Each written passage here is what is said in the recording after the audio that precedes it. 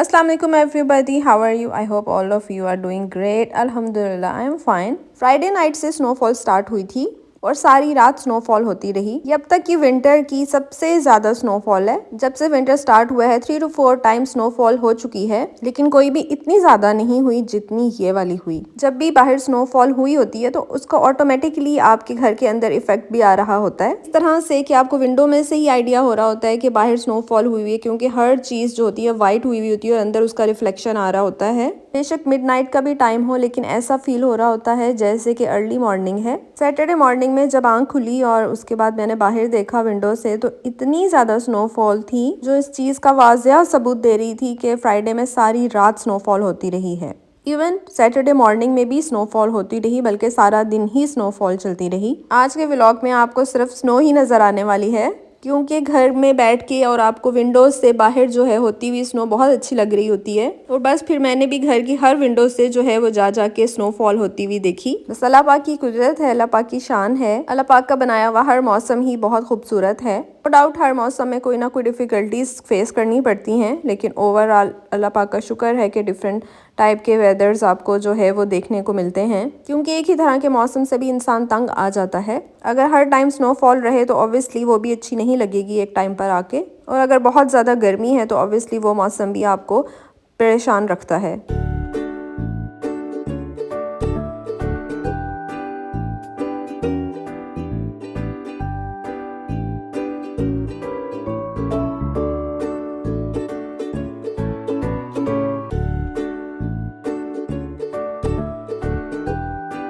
Saturday पे तो सारा दिन घर में ही गुजरा, क्योंकि स्नोफॉल हो रही थी और ऐसे बाहर जाने का कोई प्लान नहीं था। संडे में बच्चों ने फुटबॉल क्लब जाना होता है, तो उनको ड्रॉप करने के लिए मैं भी साथ चली गई, सिर्फ ये देखने के लिए कि बाहर कैसा लग रहा है, कैसे दरख्त लग रहे हैं और कैसी रोड्स हैं। संडे पे हल्की हल्की सी धूप निकल आई थी, लेकिन उसका सर्दी कम होने पे ऐसे कोई खास इफेक्ट नहीं था। लेकिन यही अच्छा लग रहा था कि कुछ ना कुछ हल्की फुल्की धूप तो निकली है। ये संडे मॉर्निंग में रोड्स की कंडीशन थी। गाड़ियों को चेक करें आप किस तरह से जो है वो स्नो से छुपी हुई हैं। खुद हमारी गाड़ी की भी मॉर्निंग में ये कंडीशन थी कि वो फुल जो थी वो स्नो के अंदर छुपी हुई थी। 15-20 मिनट्स तो उसको जो है वो क्लीन करने में लगे। बुखारेस्ट के साथ साथ रोमानिया के डिफरेंट सिटीज़ में स्नोफॉल हो रही थी। जब से जनवरी स्टार्ट हुआ है टेम्परेचर काफ़ी लो जा रहा है। अभी तक का जो मिनिमम टेम्परेचर रहा है वो -12 तक गया है। Means you can say feels like -12। लेकिन ये है कि खुद को अच्छे से कवर करके और वेदर अप्रोप्रिएट कपड़े पहन के आप लोग बाहर जाएं तो फिर बहुत ज़्यादा सर्दी फील नहीं भी होती, या शायद बॉडी ही यूज टू हो गई है अब इतनी ज़्यादा सर्दी को बर्दाश्त करने की। पाकिस्तान में अपनी फैमिली से बात होती है तो वहाँ पे 4-5 डिग्रीज तक भी टेम्परेचर होता है, तो सब यही कह रहे होते हैं कि बहुत ज़्यादा ठंड है, बहुत ज़्यादा ठंड है, लाइक अनबेरेबल ठंड है। लेकिन हमारी तरफ 4-5 डिग्रीज तक टेम्परेचर हो तो मुझे ऐसा फील हो रहा है कि आज बहुत ही अच्छा और प्लेजेंट सा वेदर है। चूंकि रोमानिया में ज़्यादा मंथ्स जो हैं वो विंटर में ही गुजरते हैं, इसलिए शायद बॉडी जो है वो यूज टू हो चुकी हुई होती है ज़्यादा सर्दी को बर्दाश्त करने की। हम फुटबॉल क्लब की पार्किंग में पहुंच चुके थे। एक बच्चे के आने का वेट कर रहे थे और दूसरे को भेज चुके थे। फिर बस मैं गाड़ी से बाहर निकल आई और मैंने सोचा कि जितना टाइम वेट करना है उतना टाइम जो है मैं यहाँ पे बाहर निकल के थोड़ा स्नो को देखती हूँ और वॉक वगैरह करती हूँ। फुटबॉल क्लब के बैक साइड पर एक लेक है। लेक का पानी भी फुल जमा हुआ था। मे बी आप सबने नोटिस किया हो, जब से विंटर स्टार्ट हुआ है तब से जो है वो मैं इंडोर प्लेसेस की ही वीडियोस बना रही होती हूँ, उसी के व्लॉग्स ही आ रहे होते हैं, क्योंकि बाहर इतनी ज़्यादा सर्दी होती है कि बाहर जो है वो जाने का या पार्क्स में या इन जगहों पे जाने का बिल्कुल दिल नहीं चाहता। लेकिन जो है आज मैंने स्पेशल इसलिए ये व्लॉग बनाया कि आप भी देखें कि यहाँ पे जो है वो कितनी ज़्यादा स्नो होती है। खैर वहाँ पे बच्चों को ड्रॉप करने के बाद जो है वो हम नियरेस्ट मॉल में आ गए। इस शॉप का नाम है अल्टेक्स। तो बस फिर यहाँ पे जो है हम विंडो शॉपिंग के लिए आए थे, जो कि हम लोग जो है इलेक्ट्रॉनिक्स को देखना स्टार्ट हो गए, क्योंकि हमने सोचा कि घर जाने की बजाय, क्योंकि मैं फिर से दोबारा से बच्चों को पिक करने के लिए तो आना ही था, तो वो टाइम जो है हम यहाँ पे स्पेंड कर लेते हैं। समर में ऐसा होता था कि जो भी नियर बाय पार्क होता था तो हम वहाँ पे चले जाया करते थे और पार्क में 2 आवर्स जो है वो गुजार लेते थे, तो बड़ा अच्छा टाइम गुजर जाता था। लेकिन अब चूंकि इतनी ज़्यादा सर्दी होती है बाहर और स्नो भी होती है हर जगह पे, तो फिर पार्क्स में जाने का इतना ज़्यादा दिल नहीं करता और इतने ज़्यादा आवर्स तो फिर आप पार्क्स में नहीं टाइम स्पेंड कर सकते। इसलिए बेस्ट आइडिया यही होता है कि विंडो शॉपिंग की जाए और आराम से जो है वो मॉल में टाइम स्पेंड किया जाए।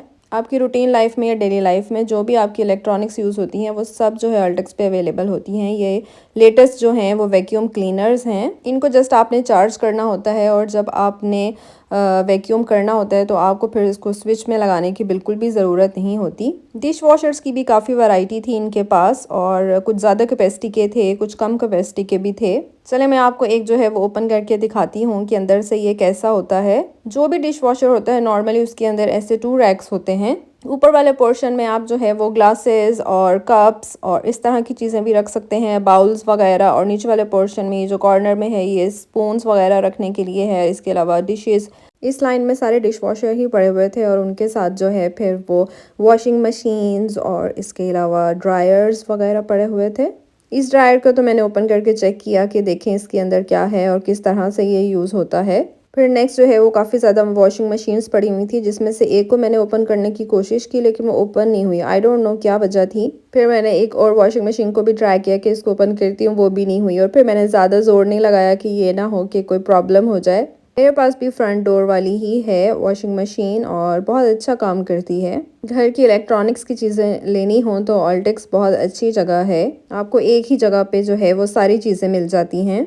नेक्स्ट एक लाइन में मैं चली गई जहाँ पर जो है वो बहुत ज़्यादा कुकिंग रेंज थे, और इसके अलावा स्टोव्स भी थे, और ये इलेक्ट्रिक जो है वो स्टोव है। विंडो शॉपिंग करने का मज़ा तभी आता है जब आपके पास फ्री टाइम होता है और आप फिर तसल्ली से एक स्पेसिफिक शॉप पे ही सारा टाइम गुजार सकते हैं, और आराम से जो है एक ही शॉप को एक्सप्लोर कर सकते हैं, और आपको आइडिया हो जाता है कि इस शॉप में कौन कौन सी चीज़ें अवेलेबल हैं। इसके बाद में नेक्स्ट जो है वो फ्रिज और फ्रीज़र वाले पोर्शन में आ गई। फ्रिज की काफ़ी ज़्यादा वैरायटी थी इनके पास।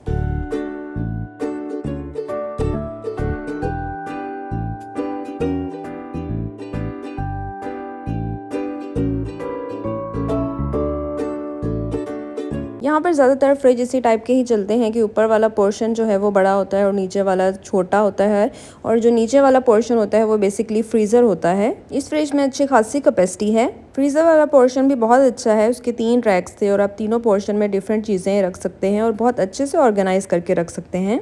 और फिर ये मैंने एक और फ्रिज भी ट्राई की, और ये खैर वैसी ही फ्रिज थी जैसे नॉर्मल हर कंट्री में होती है। इसके नीचे वाले फ्रिज वाले पोर्शन में काफ़ी अच्छी कैपेसिटी थी। डबल डोर फ्रिज तो वैसे बहुत ही क्लासी और प्यारे लगते हैं, तो अभी इनमें से एक डबल डोर फ्रिज जो है वो मैं आपको ओपन करके दिखाती हूँ। और ये बहुत ही प्यारी थी और बहुत ही ज़्यादा स्पेशियस थी। इसके अंदर अच्छी खासी स्पेस थी। इस फ्रिज की एक क्वालिटी ये थी कि इसके बाहरी डिस्पेंसर लगा हुआ था, जिसमें से आप जो है वो क्रश्ड आइस क्यूब निकाल सकते थे, और साथ में चिल्ड वाटर भी, जब आपको चाहिए हो आप ग्लास नीचे रख के चिल्ड वाटर भी निकाल सकते हैं। इस फ्रिज का जो राइट पूरा पोर्शन था वो सारा एक नॉर्मल फ्रिज की तरह काम कर रहा था, और जो सेकंड पोर्शन था लेफ़्ट साइड पर वो सारा फ्रीज़र के लिए था। इसमें काफ़ी ज़्यादा फ्रीज़र के डिफरेंट रैक्स बने हुए थे, और उस पर मेंशन था कि यहाँ पे आप फ्रोज़न आइटम्स अपनी सब रख सकते हैं।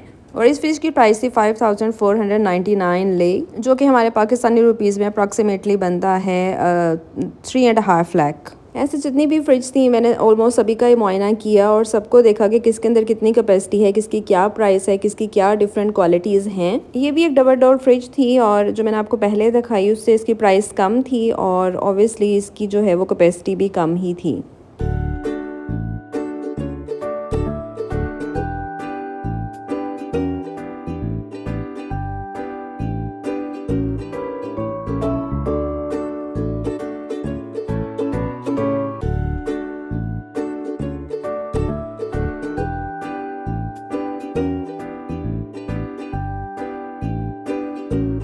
ऑल्टेक्स पे हमने ऑलमोस्ट सारी ही इलेक्ट्रॉनिक्स को देख लिया था, यानी खूब अच्छे से विंडो शॉपिंग कर ली।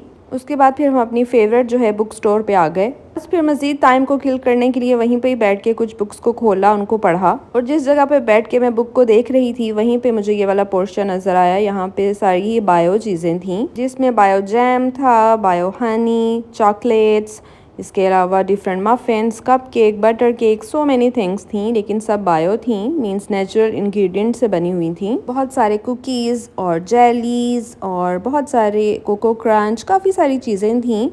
मैं पता नहीं कितनी दफ़ा इस बुक स्टोर पे आ चुकी हूँ, लेकिन मैंने कभी भी ये वाला पोर्शन देखा ही नहीं और कभी उस पर गौर ही नहीं किया। इस बार शायद मैं बैठी ही उस पोर्शन में थी, और तो फिर मेरी नज़र पड़ी तो मैंने देखा, सोचा कि इसको तो एक्सप्लोर करें कि यहाँ पे ऐसी कौन सी चीज़ें होती हैं। तो ये वाला जो है फिर मैंने बाय किया था, और इसका टेस्ट बहुत अच्छा था। सारे ये जो है नट से बना हुआ था, you can say energy bar थी। यहाँ पे सब ऑर्गेनिक और हेल्दी चीज़ें थी।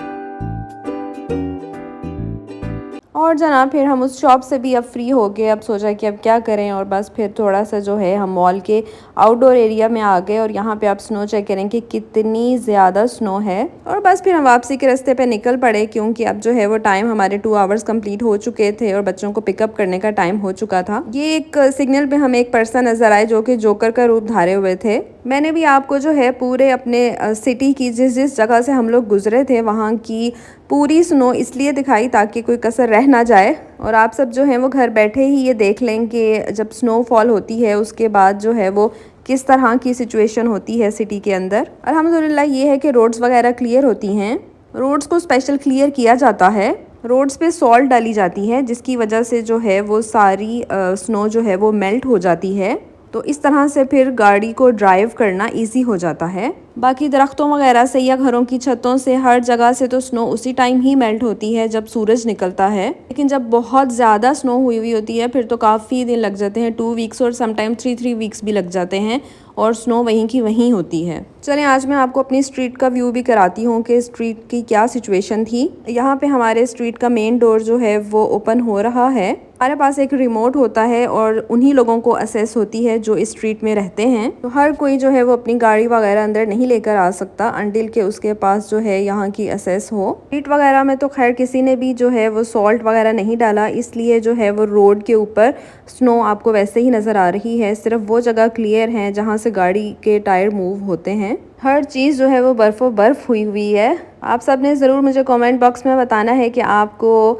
बुखारेस्ट रोमानिया में पड़ी हुई स्नो और होती हुई स्नो जो कि आप सबको मैंने दिखाई वो कैसी लगी। यहीं पे मैं आज का अपना व्लॉग एंड करती हूँ। आई होप आपको जो है वो बहुत मज़ा आया होगा आज का व्लॉग देखने का, और अपनी सजेशंस और अपने जो फीडबैक है वो मुझे कमेंट बॉक्स में ज़रूर देते रहिएगा कि आप मज़ीद किस टाइप की वीडियोस देखना चाहते हैं। मुझे और मेरी फैमिली को अपनी दुआओं में याद रखिएगा। इंशाल्लाह बहुत जल्द मैं न्यू व्लॉग के साथ आऊँगी। अब तक के लिए टेक केयर एवरीवन। अल्लाह हाफिज़। अल्लाह हाफिज़ करते साथ ही ये नेक्स्ट डे का रोड का सिचुएशन है, और मैं वॉक करके जा रही थी तो मैंने सोचा कि मैं आपको दिखाती हूँ कि इस टाइम पर जो है वो नेक्स्ट डे मॉर्निंग में क्या सिचुएशन होती है रोड की। Bye bye.